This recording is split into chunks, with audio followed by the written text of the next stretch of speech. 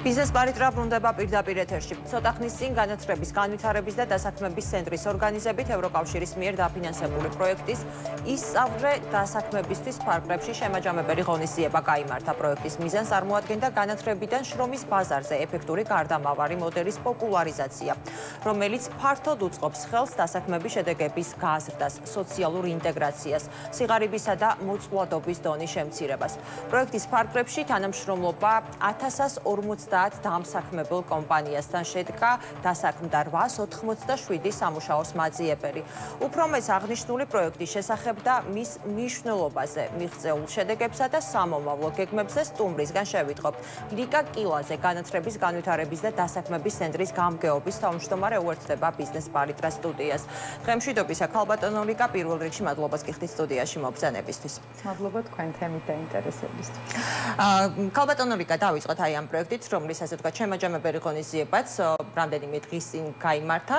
თავდაპირველად რომ გითხრათ, პროექტის არსი, მიზანი რას წარმოადგენდა და პროექტის განხორციელებამდე თქვენი ასე ვთქვათ, გეგმა, მიზანი რას იყო შესაძლებელი, რამდენად გამართლა ასე ვთქვათ, თქვენი ეს პროგნოზები. მოგახსენებთ, ეს იყო 3 წლიანი ინიციატივა, რომელიც საქართველოს 6 რეგიონში განხორციელდა და მიზნად ისახავდა სწორედ ამ რეგიონებში მთელი სიცოცხლის მანძილზე სწავლის შესაძლებლობებისა და კარიერული კონსულტირების სერვისების ხელმისაწვდომობის გაზრდას. ეს რეგიონები არჩეული იქნა იმის მიხედვით, თუ რამდენად მაღალი იყო დასაქმების მაჩვენებელი, ზოგადად უпроსტად უმუშევრობის მაჩვენებლები და ასევე პოტენციალი ამ რეგიონებში იყო თუ არა დასაქმების სერვისების განვითარებისა. და რომელი იყო ეს რეგიონები, ესეც რომ გითხრათ? ეს იყო იმერეთი, კახეთი, აჭარა, გურია, აჭარაჭხუმი და შიდა ქართლი. პროექტის თავდაპირველი ამოცანა იყო 3 რეგიონში გაგვეძლიერებინა უკვე არსებული დასაქმების ცენტრები, ხოლო 3 ახალ რეგიონში შეგვექმნა სრულიად ახალი პირველად საქართველოში ეს დასაქმების ხელშეწყობის ცენტრები და ასეთი რეგიონები იყო სწორედ გურიაში, შიდა ქართლსა და ამბროლაურის რეგიონში. გარდა ამისა, მეორე მთავარი სამიზნე ამ პროექტისა იყო უკვე კერძო საჯარო პარტნიორობების შექმნის ხელშეწყობა ტურიზმისა და საზღვაო მიმართულებით და ამ დამსაქმებელთა მოთხოვნებსა და საჭიროებებზე დაფუძნებით ახალი პროფესიული პროგრამების შექმნა და განხორციელება. ეს ამ ინიციატივაში ჩვენ ძალიან აქტიურად ვითანამშრომლებთ ასევე ადგილობრივ პროფესიულ სასწავლებლებთან, დამსაქმებელთა უშუალო ჩართულობით შეფასდა შრომის ბაზრის არსებული საჭიროებები, შეიქმნა 9 მიმართულებით ახალი პროფესიული პროგრამა და რა თქმა უნდა რეფერირებული იქნენ დაინტერესებული ადამიანები, გადამზადებულთა დიდი ნაწილი დასაქმდა წარმატებით, მაგრამ ჯერ კიდევ ეს ის პროცესია, რომელიც შედეგებს აუცილებლად მომავალში მოიტანს, იმიტომ რომ ნაწილი კვლავ გადისწავლებას, გარდა ამისა აღსანიშნავია, რომ თვითონ ეს კომპონენტი არის ერთ-ერთი ყველაზე მდგრადი კომპონენტი პროექტისთვის, იმიტომ რომ სახელმწიფო უზრუნველყოფს ამ უკვე ახლად შექმნილი კურსების დაფინანსებას, თავად ბიზნეს სექტორი უზრუნველყოფს სამუშაოზე დაფუძნებული სწავლების კომპონენტის ორგანიზებას, ხოლო დასაქმების ცენტრები უწევენ პოპულარიზაციას ზოგადად ამ კურსებს და რეფერირებას უკეთებენ დაინტერესებულ ადამიანებს. კი ბატონო, აი ამ 3 წლის განმავლობაში რა გამოიკვეთა რეგიონების მიხედვით, ძირითადად უფრო რა ასე ვთქვათ, სფეროებით არიან დაინტერესებული, სად სურთ რომ დასაქმდნენ? შრომის ბაზრის კვლევა მრავალი მიმართულებით აჩვენა საჭიროება, თუმცა იქიდან გამომდინარე, რომ პროექტს თავისი ფოკუსი შეზღუდული ჰქონდა და ძირითადად ჩვენ ორიენტირებული ვიყავით ტურიზმის და საზღვაო მიმართულებით, ძირითადი პროგრამები, რომელიც შეიქმნა სტუმართ მასპინძლობის თემებს უკავშირდებოდა. გამოკვეთით პირველ რიგში გამოიკვეთა ის, რომ ძალიან მაღალია არა მხოლოდ მოკლევადიანი პროფესიული პროგრამების საჭიროება, არამედ მაღალია ზოგადად დასაქმების და კონსულტირების მომსახურებების გაწევის საჭიროება. ამაზე მეტყველებს ის, რომ ჩვენ განსაზღვრული ქონდა 2300 ბენეფიციარზე ზოგადად მომსახურება გათვლილი, მაგრამ თვითონ პროგრამა 3000-ზე მეტმა ადამიანმა მომართა და მას შემდეგ, როდესაც აღმოვაჩინეთ, რომ ჩვენ რესურსი აღარ ყოფნიდა მათი მომსახურებისთვის, ვცდილობდით რეფერირება გაგვეკეთებინა სხვა ალტერნატიულ სამსახურებში იმ ადამიანებისთვის, ვინ ჩვენ მოგმართავდა. გარდა ამისა, აღსანიშნავია ისიც, რომ იმ ადამიანების რიცხვმა შეადგინა 91%, ვინც სერვის ორჯერ და მეტი კონსულტაციით მომართა. ეს კიდევ ერთხელ ხაზს უსვავს იმას, რომ ზოგადად ადამიანებს ჭირდებათ კარიერული მიმართულებით კონსულტირება და რას ნიშნავს ეს კონსულტირება? პირველ რიგში ჩვენი კვალიფიციური სპეციალისტები ეხმარებოდნენ მათ, თქვათ, შრომის ბაზრის საჭიროებების გაგებაში, იმიტომ რომ ყველამ არ იცის რა ტიპის კადრებს ითხოვს ბაზარი. კი ბატონო. და ამის შემდეგ იწყებოდა უკვე პროცესი საკუთარი CV-ს მომზადებასთან დაკავშირებით, ინტერვიუს ტექნიკებთან დაკავშირებით, თუ რა გზები უნდა გაევლო თითოეულ ადამიანს იმისთვის, რომ წარმატებით დასაქმებული იყო. და დასაქმების კონსულტანტები მათ ნაბიჯ-ნაბიჯ ეხმარებოდნენ ეტაპობრივად ინდივიდუალური გეგმების მიხედვით, აი ამ თავისი კარიერული გეგმების დაძლევაში და რა თქმა უნდა, ბოლოს უკვე სამუშაოზე, ადგილზე, ადაპტაციაში. და მას შემდეგ, რაც უკვე სამი თვე გავიდოდა დასაქმებიდან, პროცესი სრულდებოდა ჩვენი მხრიდან მომსახურეობისა და ეს უკვე ნიშნავდა იმას, რომ ადამიანმა მიიღო გამოცდილება დასაქმების მიმართულებით და მას უკვე საკმარისი უნარები ჰქონდა იმისთვის, რომ დამოუკიდებლად გაეგრძელებინა შრომის ბაზარზე საკუთარი ადგილის პოვნა. აი მართლა ძალიან მნიშვნელოვანია მსგავსი ტიპის დასაქმებამდე ბუნებრივია ჯერ ეს გადამზადებები, იმიტომ რომ ჩვენ აი გასულ წლებს რომ გადავხედოთ ცოტა უფრო შორეულ წარსულში რომ წავიდეთ, ჩვენ კარგად გვახსოვს, აი როგორი სწავლებაც იყო, ეს იყო მხოლოდ სწავლა სწავლისთვის, დიპლომის აღებისთვის და რეალურად უკვე სწავლის დასრულების შემდეგ, როდესაც ადამიანს სურვილი უჩნდებოდა, რომ დასაქმებულიყო თავისი პროფესიით, თუ თუნდაც თავისი პროფესია არ ყოფილიყო, მაგრამ რაღაც სხვა ხარი შეესწავლა, აბსოლუტურად აცდენილი იყო, ხომ? აი იმ შრომის ბაზარს და რეალურად რაც დამსაქმებელს სურდა.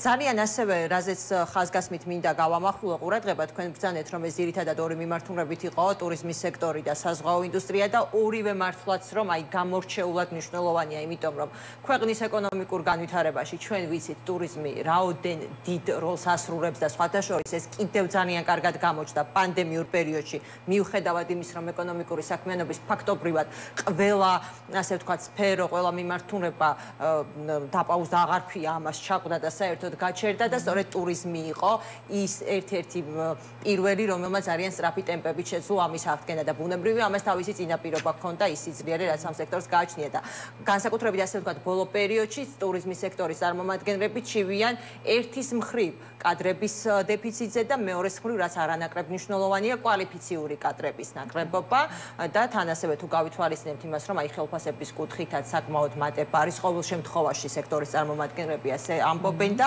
მართლაც მნიშვნელოვანია, რომ აი ამ სექტორში ყვავდეს ისეთი ადამიანები, რომლებმაც საკმაოდ ისეთი მაღალი კვალიფიკაცია აქვს და ასევე რაც ასევე ძალიან მნიშვნელოვანია, რომ კადრების გადინება ხდება საქართველოდან და ჩვენ უნდა შევინარჩუნოთ და მადლობა თქვენ აი ასეთი მართლაც საჭირო პროგრამისთვის. ასევე საინტერესო და საზღვაო ინდუსტრია არის კიდევ ძალიან საინტერესო, იმიტომ რომ რეალურად საქართველოს აქვს ძალიან კარგი პოტენციალი, რომ ჩვენ ეს ინდუსტრია განვავითაროთ და ბოლო პერიოდში სხვათა შორის აი განსაკუთრებით რუსეთ-უკრაინის ომის შემდეგ კიდევ გამოიკვეთა ბევრი ის პოტენციალი, რაც რეალურად საქართველოს გააჩნია და ეს ჩვენი მნიშვნელობა ევროპამ და არა მხოლოდ ევროპამ გლობალურ ჭრილში გამოიკვეთა. საზღვაო ინდუსტრიის მიმართულებით საინტერესოა, აი ეს როგორ წარიმართა, რამდენად ინტერესი, რამდენად დიდია ახალგაზრდებში, რას გულისხმობს და სამომავლოდაც რა გეგმები გაქვთ? და ვიდრე საზღვაოზე გადავიდოდი, აუცილებლად მინდა აღვნიშნო, რომ მოკლევადიანი საგანმანათლებლო პროგრამები პროფესიული მიმართულებით არის ერთ-ერთი უმოკლესი გზა წარმატებით დასაქმებისთვის და სწორედ სამუშაოზე მიმართული დაფუძნებული სწავლება, რომელი მოდელითაც ეხლა ეს სასწავლო პროგრამები ხორციელდება, ითვალისწინებს პირველ რიგში დამსაქმებლის მოთხოვნების გათვალისწინებას სასწავლო პროგრამების შემუშავების პროცესში და ასევე სასწავლო პროგრამის განხორციელების პროცესში. ფაქტობრივად მთელ პრაქტიკულ ნაწილს კურსდამთავრებულები გადიან რეალურ სამუშაოს სივრცეში, რაც აძლევს მათ სწორედ ფაქტობრივად იგივე პრაქტიკას გადიან, შეიძლება ასეც გამოდის. საბოლოო ჯამში დამსაქმებელი იღებს ისეთ კადრს, რომელსაც ის ელოდებოდა კონკრეტული ვაკანსიის საშუალებით. რაც შეეხება ლურჯ ეკონომიკას და საზღვაო სფეროს, რა თქმა უნდა, აქ არის ძალიან დიდი აუთვისებელი პოტენციალი და ჩვენ ეს კარგად დავინახეთ კვლევებით, როდესაც პროექტი მზადდებოდა. პროექტი დაიწერა 2020 წელს და მაშინ არსებული ხელმისაწვდომი კვლევები უკვე კარგად ადასტურებდა საქართველოს პოტენციალს და ქართულ კადრებზე მოთხოვნას. თან აღსანიშნავია ისიც, რომ საზღვაო სფეროში ეს ზოგადად გემებზე არის სამუშაო ადგილები იგივე რაც არის ხმელეთზე, ტურისტული მიმართულებით, ხო? უბრალოდ ემატება სპეციფიკას საზღვაო სექტორში მუშაობასთან დაკავშირებით. და ამავე დროს ეს არის სამუშაო ძალა, რომელიც უბრუნდება ქვეყანას და ინვესტირებას გამომუშავებული ხელფასისა და შემოსავლებისა ის ახდენს უშუალოდ მის ქვეყანაში და გარდა ამისა, საზღვაო სფეროში ჩვენ ვიღებთ საერთაშორისო სტანდარტების შესაბამისად მომზადებულ კადრებს. ესიც ძალიან მნიშვნელოვანია, იმიტომ რომ ერთი მხრივ ჩვენ საუბრობთ, ვთქვათ, დროებით მიგრაციაზე, თუმცა მეორე მხრივ საუბრობთ იმაზე, რომ საერთაშორისო დონეზე აღიარებული კადრები მზადდებიან ამით ქვეყანაში და სადაც არ უნდა წავიდნენ ისინი საბოლოო ჯამში, მათი დასაქმება არის გარანტირებული.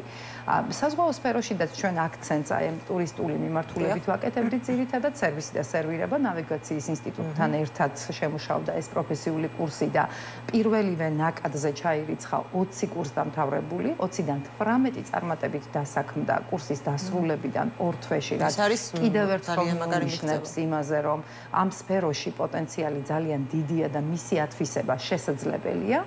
ეხლა დღეს საზღვაო აკადემიასთან ერთად უკვე თითქმის დასრულებულია პროგრამა ხარად შემდუღებლის, რომელიც ასევე მოთხოვნადია და საკმაოდ მაღალანაზღაურებადია გემებზე და ჩვენ ველოდებით, რომ ამ კურსს აუცილებლად ეყოლება წარმატებული კურსდამთავრებულები. და კიდევ ერთი საკითხი, რაც აუცილებლად უნდა აღვნიშნო, ასეთი ტიპის პროგრამებს არა მხოლოდ მყისიერი შედეგები ახასიათებთ. ახლა თქვენ სტატისტიკა, რომელიც გააცანით მაყურებელს, ეს არის ის სტატისტიკა, რომელიც პროექტის განხორციელების პერიოდში, ანუ უშუალოდ 3 წელიწადში დადგა შედეგად. მაგრამ ამ პროექტებს თან ახლავს უკვე თვითდინებით მიღებული შედეგები. ის, რაშიდაც ჩვენ ინვესტირება გავაკეთეთ 3 წლის განმავლობაში და შევქმნით მდგრადი მოდელები, აი ვთქვათ, წარმატებული კერძო საჯარო პარტნიორობისა, აუცილებლად წლების განმავლობაში კიდევ უფრო მეტ შედეგს მოიტანს. ამ შედეგებს გამრავლება ახასიათებს და ჩვენ უფრო და უფრო მეტ ადამიანს მივიღებთ რეალურად, ვინც გაიარა კონკრეტული სწავლება, დასაქმდა წარმატებით, გაზარდა საკუთარი შემოსავლები და გაიუმჯობესა თავისი სოციალურ-ეკონომიკური მდგომარეობა. კი ბატონო, ეს მართლაც მნიშვნელოვანია, როგორც აი სახელმწიფო დონეზე რომ მივუდგეთ, ხო, ცოტა ისეთ ჭრილში, რომ ერთია ქვეყნის ეკონომიკური განვითარება, მაგრამ მდგრადი განვითარება ისევე ამ შემთხვევაშიც, რომ ანუ მდგრადობა და ეს მართლაც შემდგომ უკვე რომ ამას გამრავლება მოჰყვება და უფრო მეტ სიკეთებს მივიღებთ, ბუნებრივია, ვიდრე ის ციფრები და ის სტატისტიკა, რაც ჩვენ დღეს ამ ეტაპისთვის გაგვაჩნია. ასევე საინტერესოა აი ასაკობრივი ზღვარი, ძირითადად უფრო რა ასაკის ადამიანები არიან დაინტერესებული ამ პროგრამით. გეტყვით, წინარე პროექტებში ჩვენ ყოველთვის ვაკეთებდით ხოლმე ესეთი მიდგომით, რომ რაღაცნაირად შემოვსაზღვრავდით ახალგაზრდებს ან კონკრეტულ მოწყვლად ჯგუფს. აი ამ ჯერზე ჩვენ ვეცადეთ, რომ ყოფილიყავით გახსნილები და ხელმისაწვდომები ნებისმიერი ასაკის მქონე ადამიანებისთვის და თქვენ წარმოიდგინეთ, რომ გაგვიჭირდება ერთი კონკრეტული ჯგუფის გამოკვეთა, იმიტომ რომ დასაქმებისთვის მოგმართავდნენ საპენსიო ასაკის ადამიანებიც კი. ეს არის რეალობა, ან ძალიან შერეულია ასაკობრივი ჯგუფი, მათ შორის მთელი სიცოცხლის მანძილზე სწავლების პოპულარიზაციას როცა ვახდენდით კომპონენტს პირიქით, ჩვენ ხელს უწყობდით იმ ადამიანების პროფესიულ განათლებაში ჩართვას, ვისაც უკვე გარკვეული ასაკი მიღწეული აქვს, ზრდასრულობისა აქვს ასევე გამოცდილება კარიერული მიღებული, მაგრამ მის ცხოვრებაში დადგა მომენტი, როდესაც მან გადაწყვიტა, ვთქვათ, თავისი პროფესიის შეცვლა და ვცდილობდით, რომ ასეთი ადამიანებისთვის მიგვეწდინა ხმა პროექტის შესაძლებლობების შესახებ. ამიტომ პროექტის ასაკობრივი ჯგუფი მომხმარებლების არის სრულიად განსხვავებული და ძალიან გაგვიჭირდება ერთი კონკრეტული ასაკობრივი ჯგუფის გამოკვეთა. და ასევე გენდერის თვალსაზრისითაც, ხო? გენდერის თვალსაზრისით მინდა გითხრათ, რომ ზოგადად ევროკავშირს აქვს ესეთი მიდგომები, რომ ჩვენ მაქსიმალურად პროაქტიულები ვართ ქალთა გააქტიურების თვალსაზრისით. ამ შემთხვევაში მე ვერ ვიტყვი, რომ ქალები პასიურები იყვნენ, 60%-მდე ჩვენს პროგრამაში ქალებმა მიიღეს მონაწილეობა.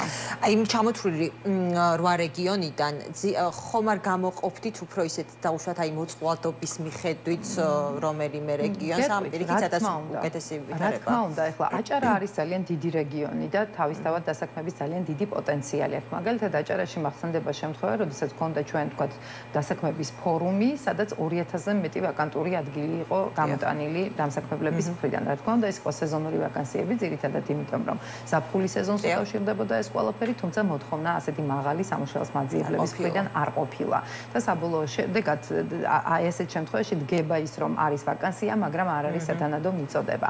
თუმცა ამას ვერ ვიტყვით მაგალითად ისეთ რეგიონებზე, როგორც არის ამბროლაური ან მაგალითად ოზურგეთი, ზოგადად გურია და რაჭა-ლეჩხუმის რეგიონი, ეს ჩვენ მაქსიმალურად ვცდილობდით, რომ მოგვეცვა უბრალოდ რაიონულ ცენტრებში ვაკეთებდით ღონისძიებებს და ეს არის ის რეგიონები, სადაც ასე ვთქვათ დამატებითი ხელშეწყობა და ინტერვენციები ჭირდება იმისთვის, რომ ახალი სამუშაო ადგილები გაჩნდეს. კი ბატონო, და საინტერესოა სამომავლო გეგმებში რა შედის, ხომ არ აპირებთ ასე ვთქვათ დამატებით ცენტრების გახსნას და უფრო ასე ვთქვათ საქართველოს მასშტაბი უფრო სრულად რომ ავითვისოთ. ზოგადად ასეთი ტიპის პროექტებს, როდესაც ახორციელებენ არასამთავრობო ორგანიზაციები, რა თქმა უნდა, მათი რესურსები არის ლიმიტირებული. ის ორგანიზაციები, რომლებიც ამ პროცესში ჩართული ვიყავით, რა თქმა უნდა, ვაგრძელებთ მუშაობას იმაზე, რომ უზრუნველყოფილი იყოს ჩვენი სერვისების მდგრადობა და აქ არის ორი ძირითადი მიმართულება. ერთი, რომ სახელმწიფომ უზრუნველყოს ანალოგიური სერვისების შესყიდვა, ეს ძალიან მნიშვნელოვანია, იმიტომ რომ რეალურად ეს არის ძალიან ესეთი სწორი გზა იმისთვის, რომ სერვისები მდგრადად იყოს შენარჩუნებული და ამის პრაქტიკა ევროპაში ძალიან მრავლად არის და რეალურად ანუ იმ საქმეს აკეთებთ, რითაც ხო სახელმწიფოს ეხმარებით, იმიტომ რომ ეს დამსაქმებლების პრობლემები და გამოწვევები, დასაქმებულების ანუ უმუშევრობა ხო ეს საბოლოო ჯამში მაინც ცუდად არტყამს ისევ სახელმწიფოს და ბუნებრივია. მეორე გზა ეს არის უშუალოდ აი ამ სერვისების კომერციალიზაცია და ამ მიმართულებითაც ჩვენ აქტიურად ვმუშაობთ. ჯერ დღეს შეიძლება აი რას გულისხმობთ უფრო დეტალურად რომ გითხრათ კომერციებით? როდესაც დამსაქმებლები ყიდულობენ ამ მომსახურებას ჩვენი ტიპის სერვისების მიმწოდებელი ორგანიზაციებიდან. დღეს შეიძლება გაგვიჭირდეს იმის თქმა და დასტურებით, რომ ბიზნეს სექტორი მზად არის ამ სერვისების შესასყიდად, იმიტომ რომ ბაზარი ამას არაჩვენებს და მიმდინარე კვლევები და დაკვირვებები რეალურად ამაში ვერ გვარწმუნებს ბოლომდე. თუმცა ვთვლით, რომ უახლოეს წლებში ალბათ ეს დღეც დადგება, იმიტომ რომ ბიზნესს კარგად აქვს გააზრებული კადრების საჭიროება და რეალურად დეფიციტი ამ მიმართულებით. ამიტომ ბიზნესი დღეს გაცილებით უფრო აქტიურად მოდის თანამშრომლობაზე. იგივე მე თუ შევადარებ მაგალითად გასული 10 წლის წინანდელ პერიოდს და ჩვენ 2008 წლიდან მუშაობთ ამ მიმართულებით, მაშინ ბიზნეს სექტორს ძალიან უჭირდა პროფესიულ განათლებაში მონაწილეობა. დღეს ძალიან აქტიურია ბიზნესი, მათ შორის რესურსების ინვესტირების თვალსაზრისითაც და ალბათ ეს არის ერთ-ერთი ესე ვთქვათ პოტენციალური გზა იმისთვის, რომ სამოქალაქო სექტორმა შეძლოს ხარისხიანი სერვისის მიწოდება ბიზნესის და სახელმწიფო რესურსების დახმარებით. კი ბატონო, ბიზნეს სექტორის კუთხით გასაგებია სახელმწიფო შართულობას და სახელმწიფოს როლს აი ამ შემთხვევაში რა შეხედავთ?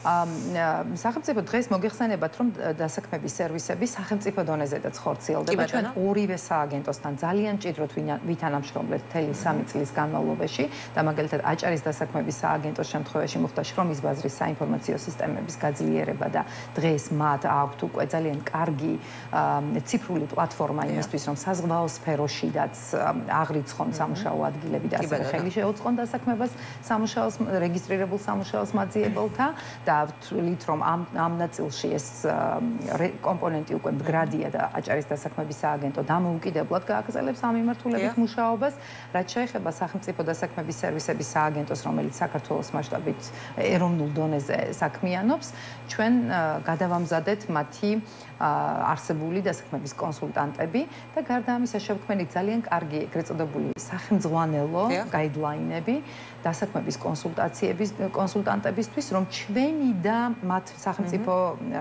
სააგენტოების მიერ მიწოდებული სერვისები ყოფილიყო ერთმანეთთან დაახლოვებული.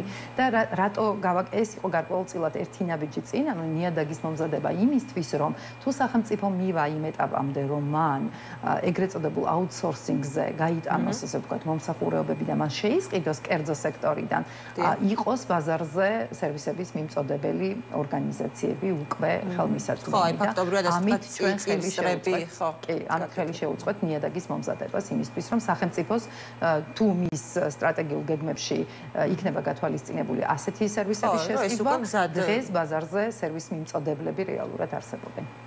გასაგებია, ძალიან დიდ მადლობას გიხდით ქალბატონო რიკა სტუდიაში მობრძანებისთვის, ასეთ საინტერესო, მართლაც მნიშვნელოვანი პროგრამა არის, უკვე საკმაოდ კარგი შედეგებით და მე იმედს ვიტოვებ, რომ აი თანდათან კიდევ უფრო იმ სასურველ შედეგებს მივიღებთ, რაც თითოეული ჩვენგანის, ხო, ყველა მოქალაქის ასე ვთქვათ სურვილი არის და პირველ რიგში სახელმწიფოსი დაგემშვიდობებით, მადლობა თქვენი დროისთვის. ლიკა კილაძე განათლების, განვითარების და დასაქმების ცენტრის გამგეობის თავმჯდომარე იყო ჩვენი სტუმარი.